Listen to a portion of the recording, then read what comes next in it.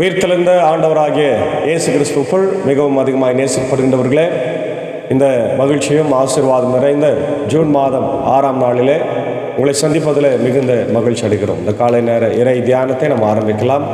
நமது ஆரம்பம் பிதா, குமாரன், பரிசுத்த ஆவியின் நாமத்தில் உள்ளது. ஆமேன். கர்த்தரை நோக்கி ஜெபிப்போம்.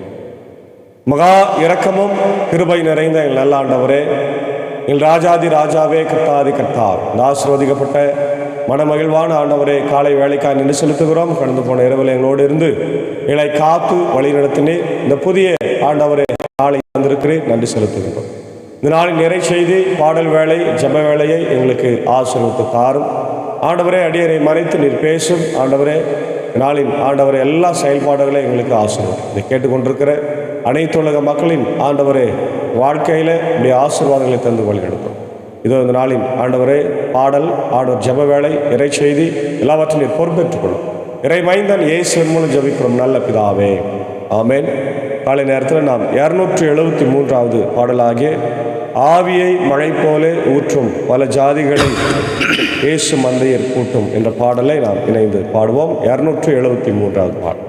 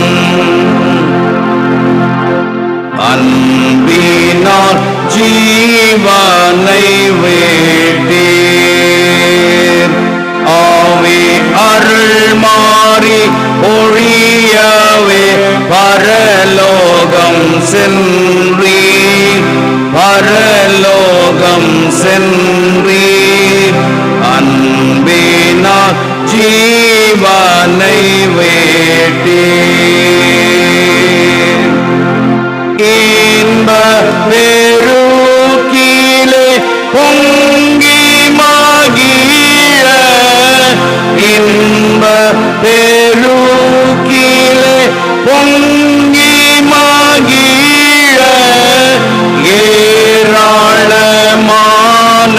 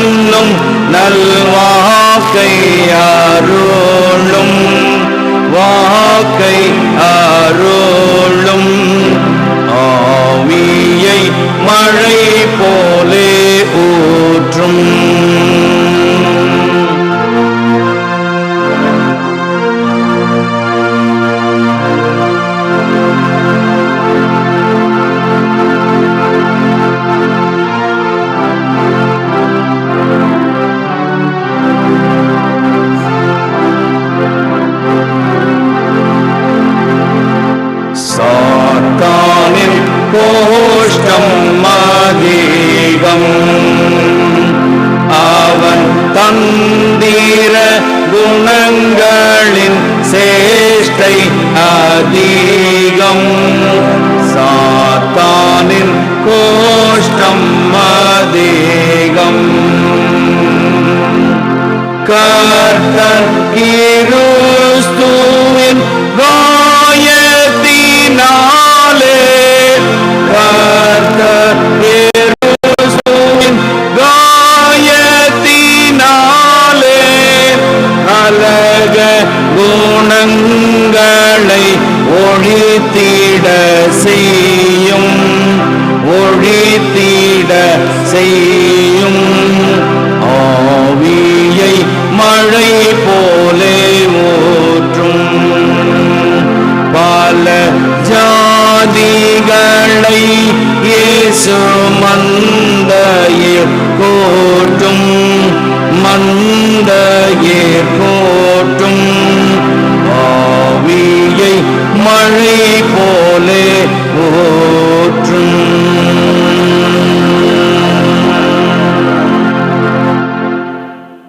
ஆண்டவராக இயேசு கிறிஸ்துவுக்குள் மிகவும் அதிகமாக நேசிக்கப்படுகின்றவர்களே, இந்த மகிழ்ச்சியான காலை நேரத்தில் மீண்டுமாக நாம் தியானிக்கும்படியாக தெரிந்து கொண்ட கடவுளுடைய வார்த்தை அது என்னாகமம் 16ஆம் அதிகாரம். என்னாகமம் 16ஆம் அதிகாரத்தில் இருக்கின்ற இறை வார்த்தை. இந்த பகுதி மிக முக்கியத்துவம் வாய்ந்த ஒரு பகுதி. கடவுளுடைய ஆவிக்கு எதிராக இஸ்ரவேலர்கள் முறுமுறுத்ததையும் அதனால் விளைந்த தண்டனை தீர்ப்பையும் நம்ம இங்கே பார்க்கிறோம். ஏற்கனவே நம்ம பார்த்தோம், என்னாகமம் புத்தகம் மோசையினால் எழுதப்பட்டதாய் நமக்கு வரலாறு சொல்லுகின்றது. பாரம்பரியம் 1200 1000 BCயில் எழுதப்பட்டதாக நம்ம பார்க்கிறோம். முக்கியமான செய்தி என்னென்னா, அவங்க வனாந்தரத்தில் வந்து கொண்டிருக்கிற போது அவர்களை எண்ணி அங்கே இஸ்ரவேல் மக்கள் ஆட்சி செய்த அந்த நாட்களிலே அவர்களை போருக்காக தயார் செய்கிற போது அவர்களை உருவாக்கின ஒரு காலகட்டம் தான் இந்த எண்ணிக்கை புத்தகம். 40வது காலம், அந்த 40 வருஷ காலம் இஸ்ரவேல் மக்கள் 40 வருடங்களை வனாந்தரத்தில் அவங்க செலவிட்டாங்க. ஏன் அப்படின்னு கேட்டிங்கன்னா, அவங்களுடைய டிஸ்ஒபீடியன்ஸ், லேக் ஆஃப் ஃபெய்த், விசுவாசம் எல்லாத்தினாலையும் அதே நேரத்தில் கீழ்ப்படியாமையினாலும் அவங்க அந்த மாதிரி செஞ்சாங்க. அதே நேரத்தில் ஒரு சென்சஸ் எடுக்கிறாங்க. இந்த புத்தகம் வந்து சென்சஸோடு தான் ஆரம்பிக்குது. அதே நேரத்தில் அவர்கள் ஆண்டவரை எதிர்க்கின்றார்கள், ரெபெல்லியன் அண்ட் டிஸ்ஒபீடியன்ஸ் அப்படின்னு பார்க்குறோம். அடுத்தது காட்ஸ் ப்ரொவிஷன், காட்ஸ் ப்ரொவிஷனை நம்ம பார்க்கின்றோம். காட்ஸ் ப்ரொவிஷன், கடவுள் இஸ்ரவேல் மக்களுக்கு கொடுக்கின்ற எல்லா ஆசீர்வாதத்தையும் நம்ம பார்க்க முடிகின்றது. சாப்பாடு, தண்ணி, பாதுகாப்பு எல்லாத்தையும் நம்ம பார்க்குறோம். அதே நேரத்தில் என்னுடைய இறையியல் சித்தாந்தத்தை நம்ம பார்க்கும்போது கடவுள் இஸ்ரவேல் மக்களோடு கொண்டிருக்கிற தொடர்பை நம்ம பார்க்குறோம். அதே நேரத்தில் விசுவாசம், அன்பு இவை எல்லாவற்றையும் ஆண்டவர் இஸ்ரவேல் மக்களிடத்திலிருந்து எதிர்பார்க்கிறது நம்ம பார்க்குறோம். முக்கியமாக இந்த 16ஆம் அதிகாரத்தில் நம்ம என்ன புரிந்து கொள்கிறோம் என்றால், இஸ்ரவேல் மக்கள் குறிப்பாக கோராகு, தாத்தான், அபிராம் ஆகியோர் வந்து கடவுளுக்கு விரோதமாய், ஆண்டவருக்கு விரோதமாய், மோசேக்கு விரோதமாய் அவர்கள் முறுமுறுக்கின்றதையும் புரட்சி செய்கிறதையும், அதனால் அவர்களுக்கு கிடைக்கின்ற தண்டனை நம்ம பார்க்குறோம். The rebellion and God's sovereignty, the story of Korah's rebellion, அதான் 1-3 நம்ம பார்க்குறோம். The importance of God's sovereignty and authority என்று நம்ம பார்க்கிறோம். லேவியின் மகன் கோகாத்துக்கு பிறந்த ரட்சாகாரின் புதல்வன் கோராகும், ரூபன் வழிவந்த எலியாபு புதல்வர்கள் தாத்தான், அபிராமும், பிலேத்தின் மகன் ஓனும் இஸ்ரேல் மக்களில் சிலரை சேர்த்து கொண்டு மோசேக்கு எதிராக எழும்பினார்கள். இவர்கள் மக்கள் கூட்டமைப்பிலிருந்து சபையில் தேர்ந்தெடுக்கப்பட்ட பெயர் பெற்ற 250 தலைவர்கள் ஆவார். அவர்கள் மோசேக்கும் ஆரோனுக்கும் எதிராக கூடி வந்து அவர்களிடம், நீங்கள் மிதமின்றி போய்விட்டீர்கள். மக்கள் கூட்டமைப்பு முழுவதிலும் உள்ள ஒவ்வொருவரும் தூயவர்தாம், ஆண்டவரும் அவர்களோடு இருக்கிறார். அப்படி இருக்க ஏன் ஆண்டவரின் சபைக்கு மேலாக உங்களை உயர்த்துக் கொள்கிறீர்கள் என்று கேட்டனர். மோசே இதை கேட்டு முகங்குப்புற விழுந்தார். அவர் கோராகிடமும் அவன் கூட்டத்தாரும் கூறியது, காலையிலே ஆண்டவர் தம்முடையவன் யார், தூய்மையானவன் யார் என்று காட்டி அவனை தம்மருகே வர செய்வார். தாம் தெரிந்து கொண்டவனையே அவர் தம்மருகே வர செய்வார். செய்ய வேண்டியது இதுவே. கோராகே, உன் கூட்டத்தாரே, தூப கலசங்களை எடுத்துக்கொள்ளுங்கள். நாளை ஆண்டவர் திருமுன் அவற்றில் நெருப்பையும் தூபத்தையும் போடுங்கள். ஆண்டவர் தெரிந்து கொள்ளுகிற மனிதனே தூயவன் என்று சொல்லப்பட்டது. அப்போ மோசையை எதிர்க்கிறாங்க, மோசேனுடைய தலைமைத்துவத்தை எதிர்க்கிறாங்க. மோசே தூயவர் இல்லை, நான் கூட தூயவர் தான் அப்படின்னு ஒரு பெரிய கூட்டமே அங்கே எழும்புகிறதை நம்ம பார்க்குறோம். லேவியின் புதல்வரே, நீங்கள் தான் மிதமிஞ்சி போய்விட்டீர்கள். மேலும் மோசே கோராகிடம் கூறியது, லேவியின் புதல்வரே, இப்பொழுதும் கேளுங்கள். இஸ்ரவேலின் கடவுள் உங்களை தம்மருகில் வர செய்து ஆண்டவரின் திருவுரையிடத்தில் நீங்கள் பணி செய்யவும் மக்கள் கூட்டமைப்பின் முன் நின்று அவர்களுக்கு சேவை செய்யவும் இஸ்ரவேல் மக்கள் கூட்டமைப்பிலிருந்து உங்களை பிரித்தெடுத்தது அற்பமான காரியமா? அவர் உன்னையும் லேவியின் புதல்வரின் உன் சகோதரர் அனைவரையும் தம் அருகில் வர செய்தாரே. இதனோடு குருத்துவத்தையும் நாடுவீர்களோ? ஆதலால் நீயும் உன் கூட்டத்தாரும் ஆண்டவருக்கு எதிராகவே இருக்கிறீர்கள். ஆரோனுக்கு எதிராக யார் என்று கேட்டார். மோசே அவர்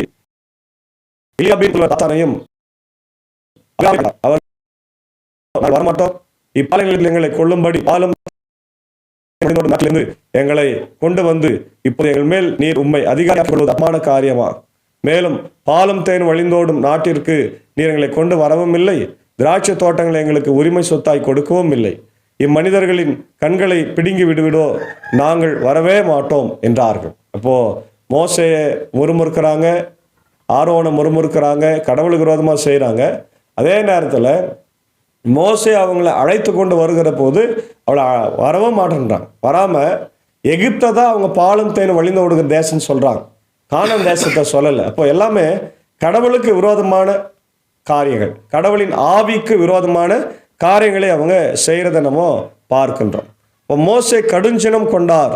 அவர் ஆண்டவரிடம், இவர்கள் படையில ஏற்க வேண்டாம், இவரிடமிருந்து ஒரு கழுதையை கூட நான் வாங்கியதில்லை, இவர்கள் ஒருவனுக்கும் நான் தீங்கிழைத்ததில்லை என்றார். பின் மோசே கோராகிடம், நீயும் உன் கூட்டத்தார் எல்லாரும், நீயும் அவர்களும் ஆரோனும் நாளை ஆண்டவர் திருமுன் வந்து நில்லுங்கள். உங்களுக்குள் ஒவ்வொருவனும் தன் தூப கலசத்தை எடுத்து அதில் தூபமிட்டு ஆளுக்கு ஒன்றாய் மொத்தம் 250 தூப கலசங்களை ஆண்டவர் திருமுன் கொண்டு வரட்டும். நீயும் ஆரோனும் உங்கள் தூப கலசங்களை கொண்டு வாருங்கள் என்றார். அவ்வாறே ஒவ்வொருவனும் தன் தூப கலசத்தை எடுத்துக்கொண்டான். அவர்கள் அவற்றில் நெருப்பையும் தூபத்தையும் போட்டார்கள். அவர்கள் சந்திப்பு கூடாரத்தின் நுழைவாயிலே மோசேயுடனும் ஆரோனுடனும் நின்றார்கள். பின் கோராகு மக்கள் கூட்டமைப்பு முழுவதையும் அவர்கள் எதிரே சந்திப்பு கூடாரத்தினே நுழைவாயிலில் நின்று கூட்டினான். ஆண்டவரின் மாட்சி மக்கள் கூட்டமைப்பு முழுவதற்கும் தோன்றியது. ஆண்டவர் மோசேயிடமும் ஆரோனிடமும், ஒரு நொடியில் நான் இவர்களை எரித்து விடும்படி இந்த மக்கள் கூட்டமைப்பிலிருந்து உங்களை பிரித்து கொள்ளுங்கள் என்றார். அவர்களோ முகம் குப்புற விழுந்து, கடவுளே, உடல் பூண்ட உயிர்கள் அனைத்துக்கும் கடவுளே, ஒரே ஒரான பாவம் செய்திருக்க மக்கள் கூட்டமைப்பு முழுவதும் மீது நீர் சினம் கொள்வது ஏன் என்றனர். உடனே ஆண்டவர் மோசேயிடம், கோராகு தாத்தான் அபிராம் மகன் கூடாரத்தை விட்டு அகன்று போகும்படி மக்கள் கூட்டமைப்பிடம் சொல் என்றார். மோசே எழுந்து தாத்தானிடமும் ஆபிரகாமிடமும் போனார். இஸ்ரவேல் மூப்பர் அவருக்கு பின்னாலே சென்றார்கள். அவர் மக்கள் கூட்டமைப்பிடம், இந்த பொல்லாத மனிதன் பாவங்களோடு சேர்ந்து நீங்கள் அழிக்கப்படாதபடி இவர்கள் கூடாரங்களை விட்டு அகன்று போகும்படி உங்களை வேண்டுகிறேன் என்றார். அவர்களுக்குரிய எதையும் தொடவும் வேண்டாம் என்றார். அவ்வாறே கோராகு தாத்தான் ஆபிராம் ஆகியோரின் கூடாரத்தை விட்டு அவர்கள் முன் அகன்றனர். குழந்தைகளோடு தங்கள் கூடாரங்களின் வாயில் அருகில் நின்றனர். மோசே கூறியது, இப்பணிகளை எல்லாம் செய்யும்படி ஆண்டவர் என்னை அனுப்பியிருக்கிறார். இது என் சொந்த விருப்பம் அல்ல என்பதை இதன் மூலம் அறிந்து கொள்வீர்கள். எல்லா மனிதரும் சாவது போல் இம்மனிதரும் செத்தால், அல்லது எல்லா மனிதருக்கும் விதிக்கப்பட்ட தண்டனையை அடைந்தால் ஆண்டவர் என்னை அனுப்பியிருக்கவில்லை என்பது பொருள். ஆனால் ஆண்டவர் புதுமையான ஒன்றை செய்தால், நிலம் தன் வாயை திறந்து அவர்களுக்குரிய அனைத்தையும் விழுங்கிவிட அவர்கள் உயிரோடு பாதாளத்துக்குள் இறங்கினால், அப்போது இம்மனிதர் ஆண்டவரை இழிவுபடுத்தி விட்டார்கள் என்பதை நீங்களும் அறிந்து கொள்வீர்கள். இவையெல்லாம் அவர் பேசி முடித்ததும் அவர்கள் அடியிலிருந்து தரை பிளந்தது. தரை தன் வாயை திறந்து அவர்கள் வீட்டாரோடும் கோராவை சேர்ந்த மனிதர்களோடும் அவர்கள் உடைமைகளோடும் விழுங்கிவிட்டது. அவர்களும் அவர்களை சேர்ந்த அனைவரும் உயிரோடு பாதாளத்துக்குள் இறங்கினர். தரை தன் வாயை மூடிக்கொண்டது. சபையிலிருந்து அவர்கள் அழிந்து போயினார்கள். அவர்கள் கூக்குரல் கேட்டு அவர்களை சுற்றி இருந்த இஸ்ரவேல் அனைவரும் நம்மையும் தரை விளங்கிவிடக்கூடாது என்று அஞ்சி ஓடினார். பின்பு ஆண்டவரிடமிருந்து நெருப்பு புறப்பட்டு வந்து தூபம் காட்டிய 250 மனிதரை விழுங்கி விட்டது என்றார் என்பதை. அன்பான தேவனுடைய பிள்ளைகளே, பாருங்க, கடவுளுடைய ஆவிக்கு விரோதமாக நீங்க பேசினீர்கள் என்றால், கடவுளுடைய தாசர்களுக்கு விரோதமாய் பேசினீர்கள் என்றால் நீங்கள் விழுங்கப்படுவீர்கள் என்பது எந்த சந்தேகமும் இல்லை. அதான் இங்க நம்ம பார்க்கிறோம், the nature of the rebellion, Korah's grievances இல்லையா? அப்போ கோராவனுடைய கிரீவன்ஸ் என்ன? நீயே பதவியில் இருக்கிறியே, எனக்கு அந்த பதவியை கொடுன்னு சொல்லி பதவிக்காக சண்டை போடுகின்ற மக்கள் இன்னைக்கு நிறைய பேர் இருக்கு. நிறைய திருச்சபைகளில் ஊழியத்தை செய்யவர்களில் கொஞ்சம் பேர் தான் இருப்பாங்க. ஆனால் ஊழியத்தை செய்யாதவன் என்ன பண்ணுவான்னா, ஏன்னா நீயே பார்த்து எப்போ பார்த்தாலும் நீயே பதவியில் இருக்கிற, நீயே போயின்னுக்கிற அப்படின்னு சொல்லி அவரை தொந்தரவு செய்வார். அது மக்கள் ஆட்சி பிரகாரம் தவறு இல்லை. ஆனால் கடவுள் ஒருவரை தெரிந்து கொண்டால் அவர்களால் ஒன்றும் செய்ய முடியாது. அப்போது கோராகும் தாத்தானும் அபிராமும் சேர்ந்து ஆண்டவருக்கு விரோதமாய், மோசேக்கு விரோதமாய், ஆரோனுக்கு விரோதமாய், ஆசாரியனுக்கு விரோதமாய் பேசும்போது கடவுள் அவர்களை அழித்து போட திட்டமிடுகிறார். அதான் நம்ம பார்க்குறோம். அப்போது காட்ஸ் ரெஸ்பான்ஸ் டு த ரெபில்லியன். இப்போது மோசே ஜபிக்கிறாரு, மற்ற மக்கள் எல்லாம் கூட பயந்து நாங்கள் தனியாக போயிடணுன்னு அவங்க எல்லாம் போயிடுறாங்க. அந்த 250 பேரை மட்டும், முதல்ல இவங்க 3 பேரை ஃபேமிலியை தரை தங்களை விழுங்கி போட்டது இல்லையா? தரை பிளந்து எல்லாரையும் விழுங்கி போட்டது. மற்ற 250 பேரை மட்டும் நெருப்பு அவர்களை விழுங்கி போட்டது என்று நம்ம பார்க்கின்றோம். அப்போ இந்த செய்தியிலிருந்து நம்ம என்ன புரிந்து கொள்கிறோம்? கடவுளுடைய இறை திட்டத்திற்கும் கடவுளுடைய ஆவிக்கும் கடவுளுக்கும் விரோதமாய் நாம் பேசக்கூடாது, முறுமுறுக்க கூடாது. ஆமென். அது ரொம்ப முக்கியமானது. திருச்சபையில கூட ஆயர்களுக்கு விரோதமாக நம்ம பேசக்கூடாது. ஏன்னா கடவுளுடைய ஆவினால் அபிஷேகம் பண்ணப்பட்டவர்கள். அதனால நம்ம ரொம்ப எச்சரிக்கையான அவர்கிட்ட பேசும்போது ரொம்ப கேர்ஃபுல்லாக நம்ம வார்த்தைகளை பயன்படுத்தணும். நிறைய பேர் ஆயர்களுக்கு விரோதமாக கடுமையான சொற்களை பயன்படுத்த, அதாவது கேள்விகளை கேட்கலாம், விளக்கங்களை பெறலாம், உரிமை இருக்கிறது, அதில் தவறு கிடையாது. ஆனால் அவர்களை அசிங்கப்படுத்தி அவமானப்படுத்துவது கடவுளுக்கு அது பொறுத்து கொள்ள முடியாது என்பதை இந்த இடத்துல மோசே பதிவு செய்திருக்கிறதை நம்ம பார்க்க முடிகிறது. அதுக்கப்புறம் பார்த்தீங்கன்னா கடவுளுடைய அதிகாரம் இங்கே நமக்கு காண்பிக்கப்படுகிறது. கடவுளுடைய அதிகாரம் பாருங்க, இயற்கை வாயை பிளக்கிறது. பூமி தன் வாயை பிளந்து அவர்கள் எல்லாரையும் உள்ளே விழுங்கி போட்டது. பார்த்தீங்களா? நீ கடவுளுக்கு விரோதமாய் முறுமுறுத்தால் இயற்கையும் உனக்கு விரோதமாய் செயல்படும். God's sovereignty, authority, rebellion consequences, rebellion against God, இதெல்லாம் அழிந்து போகும். ரெஸ்பெக்ட் ஃபார் அத்தாரிட்டி என்று நம்ம பார்க்குறோம். அது அப்போ கடவுளுக்கு விரோதமாக நம்ம என்ன அத்தாரிட்டியோடு நம்ம செயல்படுவோம். அதனால் அவருக்கு விரோதமாக நம்ம முறுமுறுக்க கூடாது. பாருங்கள், 1 சாமுவேல் 15:1-35 சவுல் கடவுளுக்கு விரோதமாக அவர் பேசினார், கடவுளுக்கு விரோதமாக செயல்பட்டார். ஆனால் கடவுள் அவர்களை நிச்சயமாக அழித்தே போட்டார், சவுளை தள்ளினார் என்று பார்க்குறோம். ரோமர் 13:1-2 பார்க்குறோம். கடவுள் ஏற்படுத்திய அதிகாரங்களிலே நாம் அதிகாரங்களுக்கு கீழ்ப்படிந்திருக்க வேண்டும் இல்லையா? நமக்கு கடவுள் ஏற்படுத்தி தந்திருக்கிற கவர்மெண்ட்ஸ், இன்னைக்கு நம்முடைய ஜனாதிபதி, பிரதமர், நம்முடைய முதலமைச்சர், கவர்னர், இவங்களுக்கெல்லாம் நம்ம டெய்லி ஜெபம் பண்ணுறோம் இல்லையா? அது ஏன்னா கடவுள் அவர்களை ஏற்படுத்தியிருக்கிறார். அவர்கள் நல்லா இருந்தால் தான் நம்ம தேசம் நல்லா இருக்கு. அதனால தீமோத்தேயுக்கு பவுல் சொல்ற மாதிரி ஒவ்வொரு நாளும் நம்முடைய அதிகாரிகளுக்காக நம்ம ஜெபிக்கின்றவர்களாக இருக்க வேண்டும். அடுத்தது கடவுளுடைய வல்லமை. சங்கீதம் 115:3 பார்க்குறோம், தானியல் 4:35 பார்க்குறோம். அதுக்கப்புறம் த லீடர்ஷிப் பார்க்குறோம், அத்தாரிட்டி. யாத்திரம் 18:13-27 பார்க்குறோம். மோசே தன்னுடைய லீடர்ஷிப் குவாலிட்டியை வெளிப்படுத்துகிறார். 1 தீமோத்தேயு 5:17-20 நம்ம அதை பார்க்கின்றோம். அதே நேரத்தில் கடவுளுடைய தீர்ப்பு பயங்கரமாக இருக்கும் இல்லையா? அவர் விழுங்கி போட்டது, நெருப்பும் விழுங்கி போட்டது, பாதாளமும் விழுங்கி போட்டதை நாம் பார்க்குறோம். உபாகமம் 28ஆம் அதிகாரத்தில் பார்க்குறோம். ஆசீர்வாதம், சாபம் வைத்திருக்கிறார். வெளிப்படுத்துகிற விசேஷம் 20:12-15 பார்க்குறோம். அப்போ இதெல்லாம் இன்னைக்கு நமக்கு என்ன சொல்லுகிறது?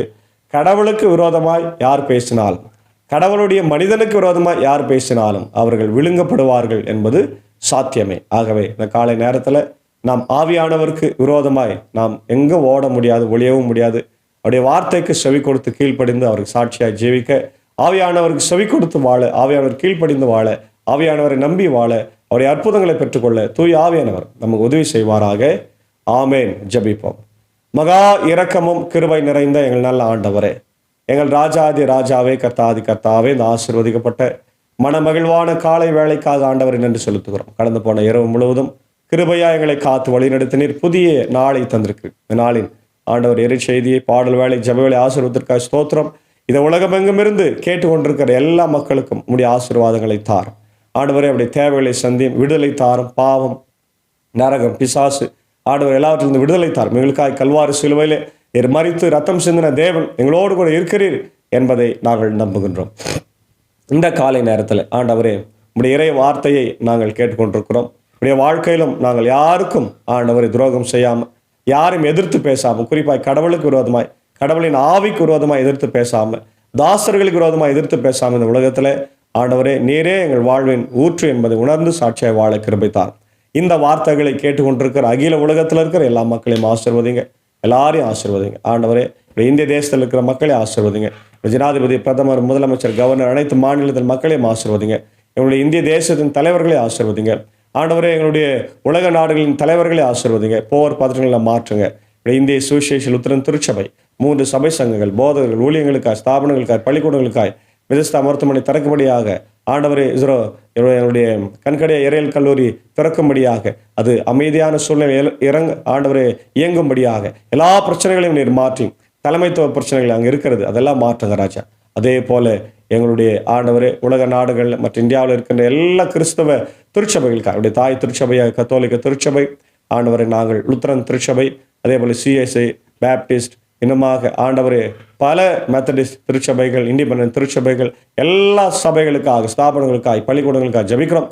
அவர்கள் எல்லாரையும் ஏசாமைக்குள்ளாக உமக்குள்ளாக வழிநடத்த கர்த்தர் நீர் கிருபை தார். இந்த காலை நேரத்தில் ஆண்டவரே, என்னுடைய அன்புக்குரிய அன்பர் சாருக்காக, ஏஞ்சக்காவுக்காக, அன்பான பிள்ளைகள் மார்த்தால் மரியாளுக்காக ஜெபிக்கிறோம்.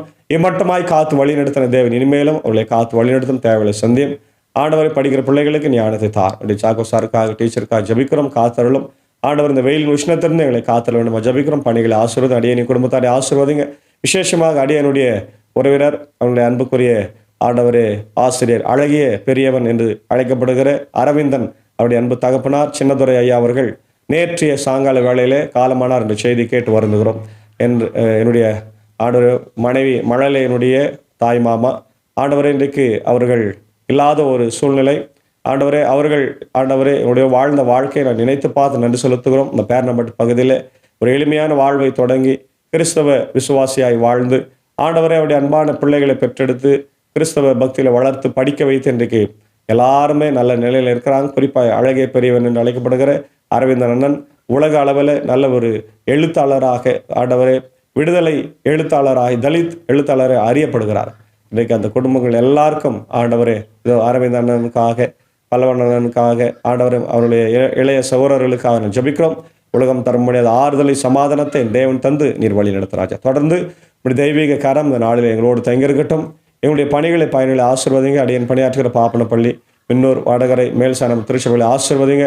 ஆண்டவர் சபையினுடைய பொறுப்பாளர்களை ஆசீர்வதிங்க. பலவீனமாக இருக்கின்ற ஆண்டவர் மக்களுக்காக ஜெபிக்கிறோம். குறிப்பாக சின்ன வரிகம் யோசபனுடைய அன்பு மனைவி ஆண்டவர் ஞான செல்வி அக்காவுக்காக ஜெபிக்கிறோம். பலவீனங்களிலிருந்து மாற்றி நல்ல சுகத்தை தார். பாப்பனப்பள்ளியில் சுகவீனமாக இருக்கின்ற மக்களுக்காக, மின்னூரில் சுகவீனமாக இருக்கின்ற மக்களுக்காக, என்னுடைய வடகரில் சுகவீன மக்களுக்காக ஜெபிக்கிறோம்.